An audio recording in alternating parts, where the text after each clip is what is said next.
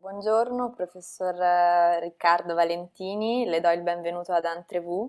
Oggi con lei Grazie. andiamo a parlare di natura e non ci sarebbe persona più adatta e speciale per parlare di questo tema in questo momento poi. Lei è fisico, direttore del Dipartimento delle Scienze dell'Ambiente Forestale e delle Risorse all'Università della Tuscia, ma anche scienziato, membro della Fondazione CMCC, nonché membro della delegazione del governo italiano per il protocollo di Kyoto e non ultimo premio Nobel nel 2007 per la pace insieme ad altri scienziati del Comitato Intergovernativo sui cambiamenti climatici. Quindi è un onore averla con noi. Vorrei domandarle subito come pensa che possiamo concepire il rapporto tra uomo e natura oggi alla luce di quelli che sono stati non solo i cambiamenti recenti all'interno del nostro ecosistema, ma anche di una visione moderna della separazione tra uomo e natura che ci ha portato poi anche a non rispettare appieno, ecco, insomma, il nostro ambiente, la nostra terra. Intanto grazie per questa opportunità di poter parlare di problemi che poi in realtà non sono così distanti da quello che stiamo vivendo oggi, no? Con il tema della pandemia. Ma prima ho fatto una riflessione sul fatto che per troppo tempo l'uomo poteva essere considerato un organismo simile a tanti altri che aveva il suo ruolo nel pianeta, ma fondamentalmente era abbastanza invisibile. Questo è durato per tantissimo tempo, fino a recentemente, possiamo anche posizionare la data del 1950, anni 50-60 come proprio il punto in cui l'uomo ha cominciato a farsi sentire nel pianeta. Perché? Perché intanto c'è un problema demografico. L'uomo fino agli anni 60 la popolazione umana era di 2 miliardi di abitanti, quindi un numero molto molto molto piccolo. Pensiamo quando è nato Gesù, per dire, nel mondo vivevano 200 milioni di persone, quindi insomma una quantità assolutamente trascurabile rispetto alle risorse naturali, alla quantità di organismi, al funzionamento della macchina del pianeta, no? Nella sua totalità. Dagli anni 60 in poi no, perché per esempio la mia generazione è la prima generazione nella storia dell'umanità a vedere raddoppiata la popolazione umana del pianeta. Se oggi siamo 7 miliardi, stiamo andando anche verso un altro traguardo. Nel 2050 avremo 9 miliardi di persone e per di più l'80% di questi 9 miliardi vivranno in città, quindi è un grande tema anche quello della nostra aggregazione sociale, non tanto la crescita demografica ma anche la qualità della nostra popolazione. Rimarranno soltanto il 20% di persone a produrre cibo in teoria nel mondo, perché i contadini saranno molto pochi rispetto ai cittadini. Detto questo, quindi è cambiato, negli ultimi 50-60 anni è cambiato veramente quasi tutto nei rapporti uomo-natura, ma anche la stessa, diciamo, concezione della natura, il rapporto anche sociologico, psicologico, uomo-natura, gli inizi del secolo, ma anche pensiamo anche al Medioevo, no? La rappresentazione della natura era una rappresentazione della natura drammatica, paurosa, fatta di fiabe, di mostri, di leggende, di pericolo, no? Anche nella letteratura, nei dipinti. Si trovano queste immagini di una natura che incute timore nell'uomo. Dagli anni 50 in poi non abbiamo più paura della natura perché siamo dappertutto, siamo entrati in tutte le foreste del mondo, abbiamo deforestato, abbiamo raccolto prodotti.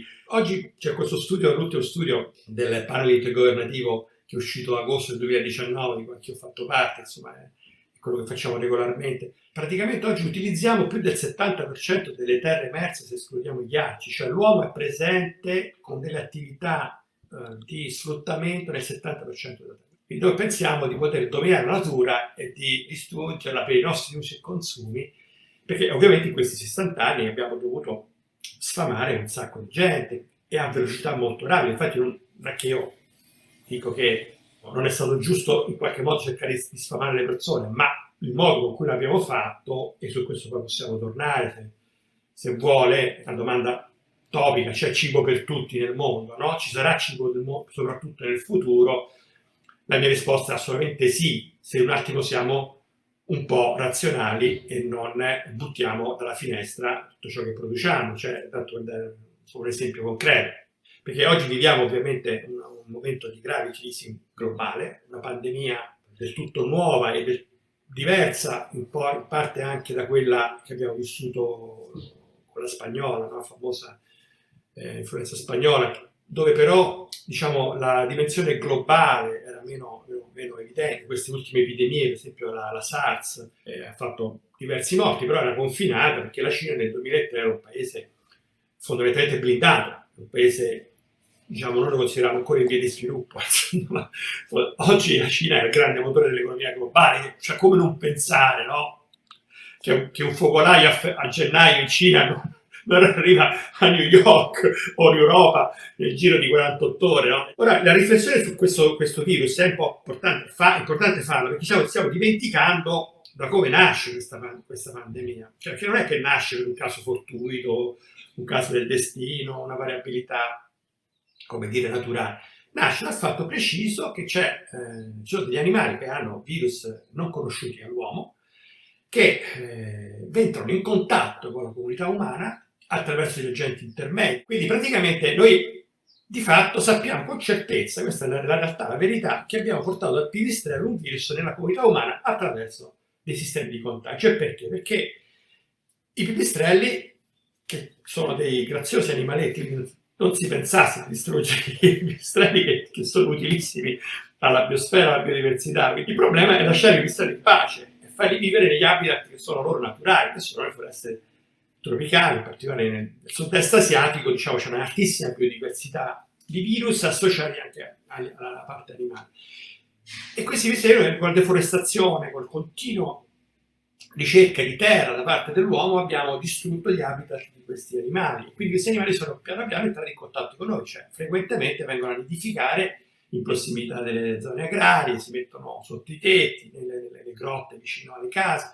E quindi questi qui diventano poi degli agenti di trasmissione attraverso altri animali domestici. È chiaro che ci siamo di fronte a uno spillover, così chiamato, di virus da un ambiente intatto, che stanno lì tranquilli, fanno il loro mestiere, verso l'uomo, e chiaramente quando entrano poi nell'uomo, l'uomo non li riconosce, per ora non abbiamo ancora sviluppato nessuna immunità, non è detto che lo potremo sviluppare, speriamo di sì comunque, oppure dovremo fare dei vaccini. Quindi, però, ecco, io quello che volevo sottolineare è che in questo momento di totale pazzia, no? Tutti siamo preoccupati, siamo lì con la mascherina, se funziona o non funziona il medicinale di salvezza all'ultimo minuto, se i respiratori ci sono o non ci sono, dimentichiamo, no? In questa dimensione umana, tecnologica umana, il principio da cui nasce tutta questa cosa. Prima o poi dovremo ritornare indietro e capire come mai siamo arrivati a interagire con la natura in modo così forte, appunto, di prenderci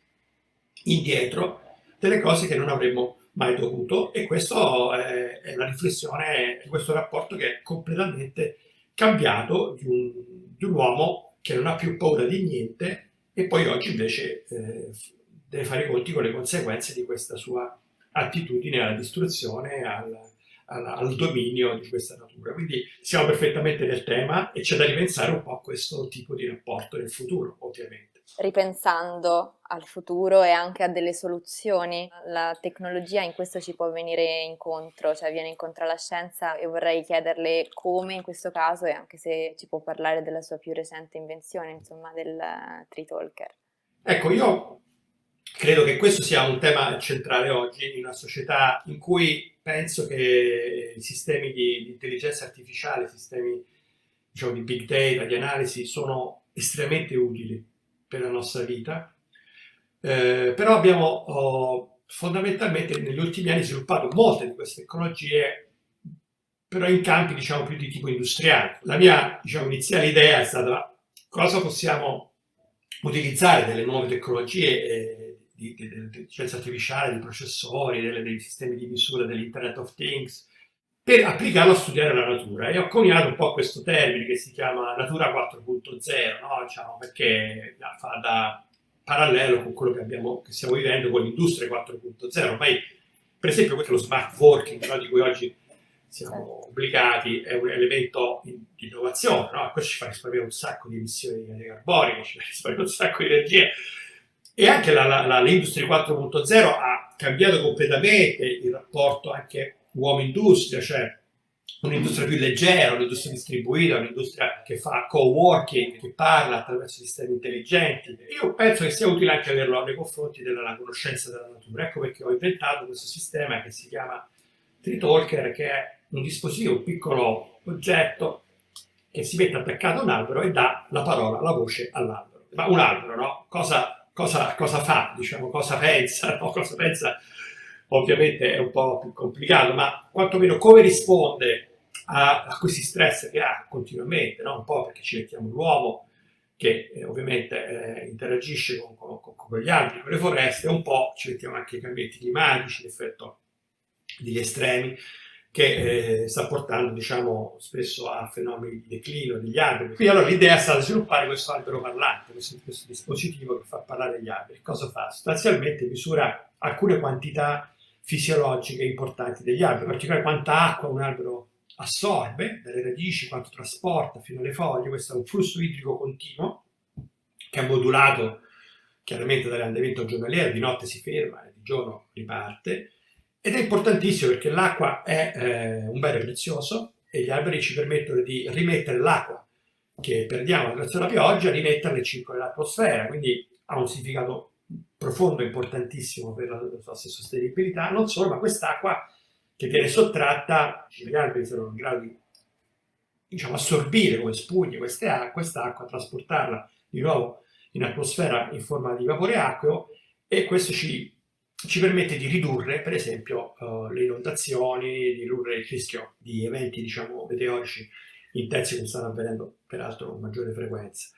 Poi un'altra cosa che facciamo, misuriamo anche la crescita dell'albero. Cioè abbiamo un sensore che misura quanto cresce in diametro questo albero, quindi la sua vitalità, la crescita di biomassa. Peraltro è interessante perché adesso abbiamo avuto un grande tema di sapere gli alberi che catturano l'anidride carbonica, no? Questo sappiamo è un tema centrale anche delle città, dell'inquinamento cittadino, perché per esempio questa è una cosa che non tutti sanno, no? Ma il legno è un pezzo di atmosfera solidificato, cioè quando noi prendiamo un tavolo di legno è un materiale che per metà del suo peso è costituito del carbonio atmosferico, dell'anidride carbonica, di un gas. Quindi noi prendiamo, le piante sono straordinarie, no? Prendono questo gas e lo trasformano, e lo solidificano.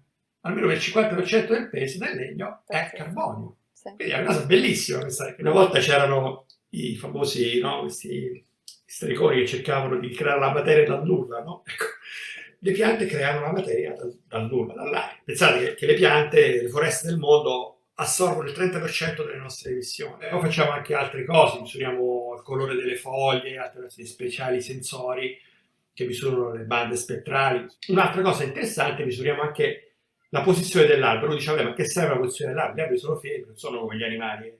Però gli alberi si inclinano o oscillano, in città, nei sistemi urbani, il pericolo delle cadute degli alberi è un pericolo molto molto sentito, con danni anche materiali o anche alle persone. Sono tutti dati che vengono mandati in continuo a un server. Adesso questa invenzione, diciamo, praticamente è stata abbastanza di successo. Abbiamo i ragazzi che sono una piccola startup, fanno questo lavoro, io gli do dei consigli, insomma, sono un fondatore, però per loro è stata una buona occasione per lavorare.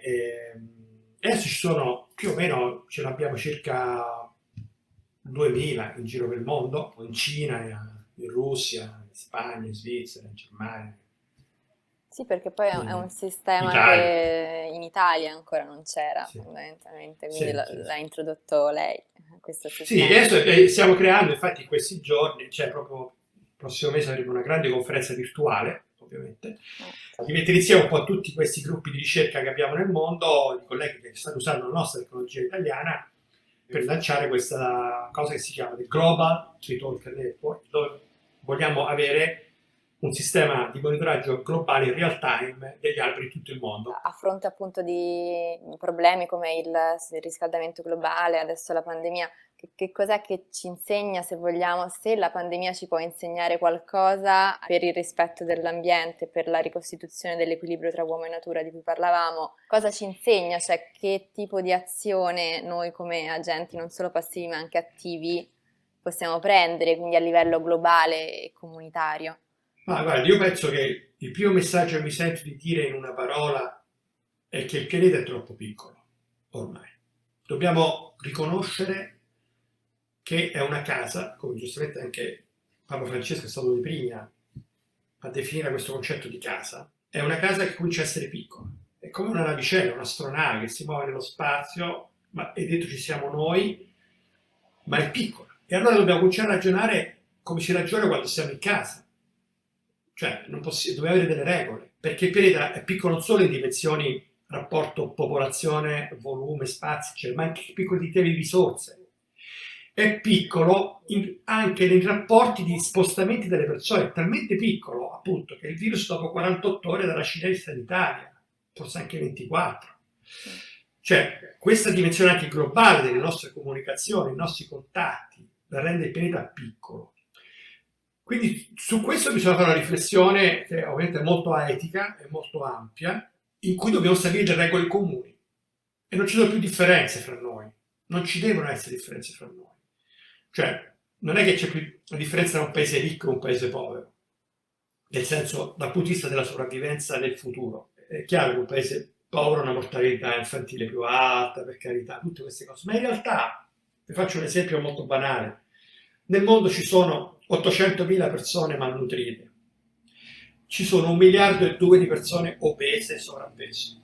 Sa quante muoiono ogni anno? Circa 30 milioni di persone muoiono per malnutrizione e 30 milioni ne muoiono per patologie connesse all'eccesso alimentare. Questa è una questione quindi di regole, di capire, cioè con questo non vorrei che fosse presa male, cioè di dare lo stesso valore, diciamo, al paese ricco e al paese povero, perché non è così, ma ci devono far pensare queste cose, cioè non siamo sicuri nemmeno noi, cioè voglio dire, no? della nostra protervia, della nostra opulenza, non siamo sicuri, siamo fragilissimi, cioè siamo anche noi in una nostra società troppo fragili, anche la nostra società ipertecnologica, iperricca, iperopulenta, ha una debolezza. Allora il messaggio è: la casa è piccola, dobbiamo fare delle nuove regole, ma queste hanno bisogno di un forte valore etico globale.